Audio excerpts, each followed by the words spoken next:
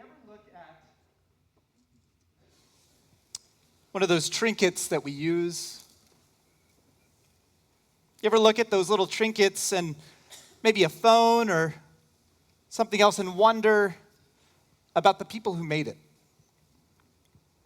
The engineers that stayed up late nights to design every last detail of the audio system, or the designer that drew 100 SketchUps before falling on the right combination of angles and glass to make it both fashionable and functional. And then I think about the people who actually built this thing. The individuals who took down the blueprint, or more likely, learned from their supervisor a small set of motions that allow them to become a small link in an assembly line that pops in the glass and screws in the chassis. A human being, still cheaper than a machine and quicker to replace, and so imminently employable and wholly anonymous. But strangely, the only other people who actually touch the thing I keep in my pocket and hold in my hands for hours each day. As if we shared a long, strange, distant handshake. But whereas I'm so happy to open the similarly stylized and fashionable box, and take out my brand new phone, the person on the other side of that handshake could not have been as happy to handle the same material. We all know the terrifying photos of nets cast outside and below the factory windows at these high-rise phone manufacturers abroad because they were overwhelmed with workers choosing death over another hour in the shop. And I think, there but for the grace of God, go I. How was I born on this side of the phone? To be sure, only a little over a century ago, I would not have been.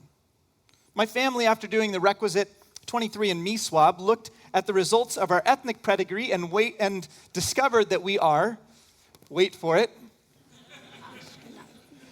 99% Ashkenazi Jewish. I can only imagine there's a 1% margin of error in these tests. Were my family not to come to the U.S. at a time before immigration quotas, I would likely be throwing a gun around my shoulders and fighting back Putin's troops in the Ukraine. But I got lucky. I got very, very lucky. My family even came to California in the early days because there was more room for Jews to make a living out here, and ironically, they needed the clean air to breathe. The family business my grandfather ran had some high highs. We still have the soft sleeping bags from his stores, although I never got to eat a burger from one of the highway spots or a Noggles taco when he was involved. And the business had some low lows, stores opening and closing.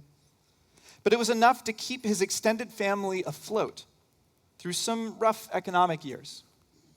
Paid the mortgage and even hit the tennis courts on off hours. And by the time I came around, I was brought into the sun of this golden state with a family that was by no means wealthy, but had at least a generation, a fallback of stability. If things got really rough, I could knock on any one of a dozen doors and have a safe and loving place to shelter while I got back on my feet.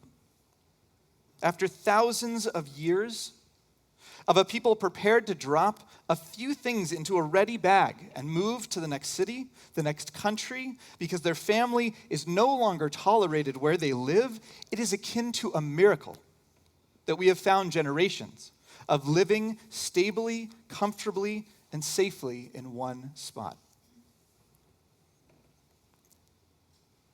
But just a handful of short weeks ago, I packed my family in the car on an early morning, and we drove up to the main post office in Bellflower. It was a hot day, and even though the road was not very dark, you could feel the heat coming up off the ground, dizzying you the minute you stepped out of the car. The four of us walked up to the front entrance and just past the glass doors waited on worn wooden stools for our appointment to get a new passport. Aside from the absolutely adorable jostle of trying to get a 3-month-old baby to look at the camera while post office workers are congregated behind, cheering and making coos and hand puppets. It's adorable. It was similarly horrifying to think how necessary this felt in the current climate in the United States and in the world. Our community is scared, and for good reason. Anti-Semitic incidents in the United States have gone up 893% in the past 10 years, an almost tenfold increase since 2014, the highest now on record, and Jews are the subject of more hate crimes than any other ethnic group. And yet, I walk down the street and no one knows that I'm Jewish unless I'm wearing something discernible. So how much more frightening it is for those who look a certain way and are being carted off by people in masks with the distant promise of due process. There, but for the grace of God, go I. There's a theology that has been the meal ticket of some pastors and the bane of most others' careers. Prominent in some large Christian communities beginning at the start of the 20th century was a set of beliefs known as prosperity theology that identified the work of God in the world through identifiable and direct blessings. More specifically, this theology espoused that when someone came into good fortune, there was an invisible hand that directed that prosperity to them. The active God of a just world wanted to reward those who would serve and punish those who would act against the will of the divine. The way they measured this was with wealth. Those who came into good financial fortune were there because of good deeds and honest prayer they offered the heavens, and those who came into misfortune deserved such because they acted wickedly and with sin. There could not be anything more un-Jewish. There's a reason why we're reminded in our Torah 36 times that yes, we were slaves in the land of Egypt. That we hold fortune and misfortune both by things well within our control and those completely out of it. And that we are no more a kingdom of priests than a fledgling body politic barely rising from the sand. The Torah itself is a triumphant chronicle of the rise of a community from the depths of despair to a ready nation charging into new promise, but we often stop there. We get to the end of Deuteronomy and we jump right back to the beginning, but if we keep reading all the way to Chronicles, we would find a people high in power and then corruption, and neighboring empires crack and split the country into two and more, highs and lows and highs again. 3,000 years ago, our people were immigrants to a new place they looked to call home. The books of the Maccabees, a triumph of great collaboration and fortune, and then a cautionary tale of hubris and unchecked power and the loss of safety. We have never been a community that boasts of deserving the great fortunes that sometimes befall us. Perhaps that's also allowed us to maintain perspective when calamities fall too. But rather a community that understands that history moves on a course tacked by guides far greater than any we have the power to move ourselves. And while we cultivate our resilience in this eternal wave of events, that we stand grateful for our good fortune and ready to fight against the challenges of this at times indifferent behemoth. Just a few short weeks ago, I stuffed my family in the car again and made the trek up to Bob Baker Marionette Theater. Anybody's been there? This place, it seems like an unspoken pilgrimage for new parents in the LA area. It's on every list of recommendations I could find for young families in the county. And after the parade of lights and puppets, the music and dance choreography, we returned to the blistering heat of the day, moseyed up and down the hip line of shops, kitty corner, and down from the theater, and then made a more personal pilgrimage. I knew it was close, but Google took us a short 7-minute drive down Figueroa to a house up on a hill. I had the address. a couple of photos, and so it felt like walking through a dream when we came up on the house my grandmother had described countless times to me. A modest bungalow, slightly larger than the first house the family crowded into for the 6 Jews of the family. Later, they would stretch out to areas around LA and San Bernardino, but in her early days, my Nana explained that she would race down the hill in skates and have to turn off quickly because the main road would bring the onset of traffic. I would imagine she went this way too to the elementary and middle schools, sitting just down that same road, and the house looked the same as it did in the pictures.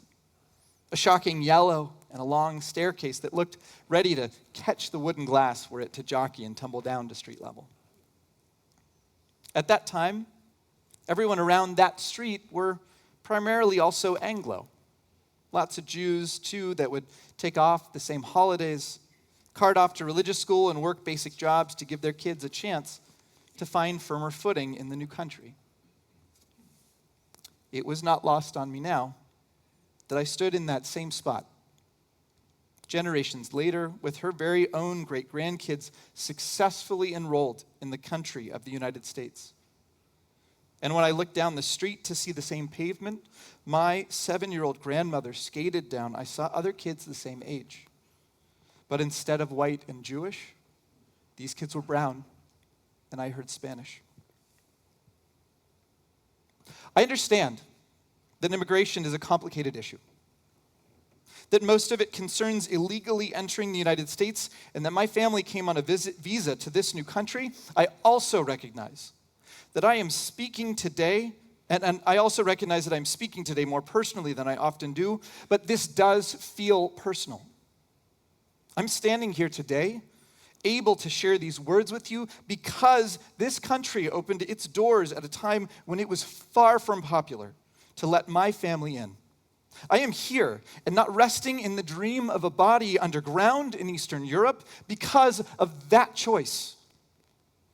We have been asked to remember what happened in the middle of the 20th century, and I think it's not a far cry to identify similarities of people collected against their will into cars because of their race.